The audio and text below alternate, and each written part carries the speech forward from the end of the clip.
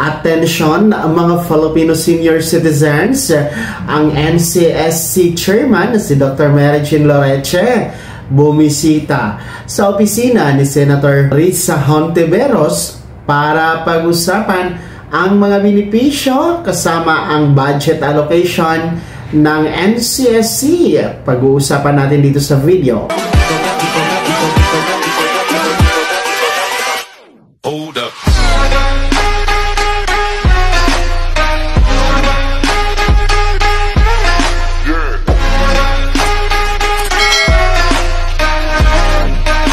Hello mga ka-vlogs! Welcome dito sa aking YouTube channel. Magandang araw po sa lahat ng mga manonood. Saan po kayong dako sa mundo? Kumusta mga ka-vlogs?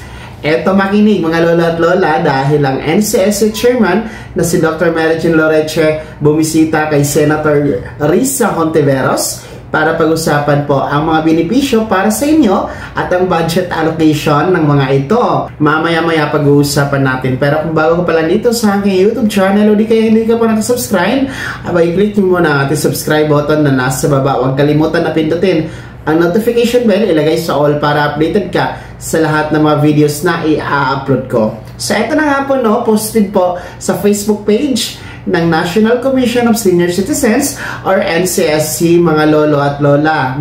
Ang ating pong chairman ng NCSC na si Dr. Mary Jean Loreche ay nagbisita po, nag-courtesy call po sa opisina ni Senator Risa Hontiveros dahil nga po present nito ang mga initiatives na mga programa at serbisyo na para po sa inyong mga nakakatanda at para na rin po mapag-usapan ang budget allocation na meron dito sa mga benepisyo na inilaan para sa inyo. Kung inyo po matatandaan, nasa third quarter na tayo or malapit na tayo sa third quarter ng taon 2025 kaya naman po ay nagkakaroon na po ng budget hearing, budget deliberation para po sa 2026 national budget. At syempre, kasama po ang para sa mga benepisyo na pondo, mga cash benefits para sa inyo mga nakakatanda. So, mahalaga ito kahit paano ay makikita po ng ating Senado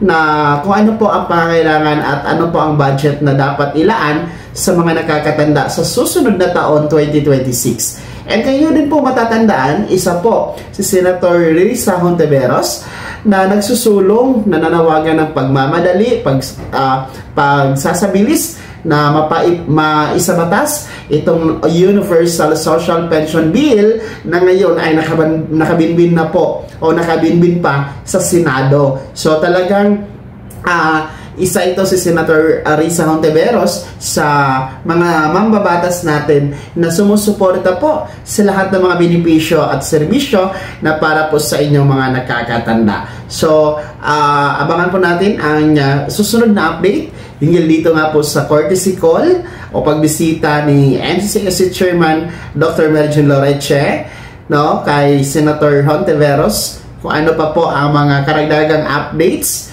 mga resulta ng kanilang pagpupulong dito sa balitang ito. Kaya naman, mga lolo at lola, ano po yung komento at reaction sa balitang ito? Ibahagi niyo po sa comment section na nasa baba, pakilakip ng buong pangalan. At kung taga saan kayo, huwag kalimutan mag-subscribe at ilagay ang notification bell sa all para updated ka sa lahat ng mga videos na i-upload ko. Maraming salamat po at God bless us all.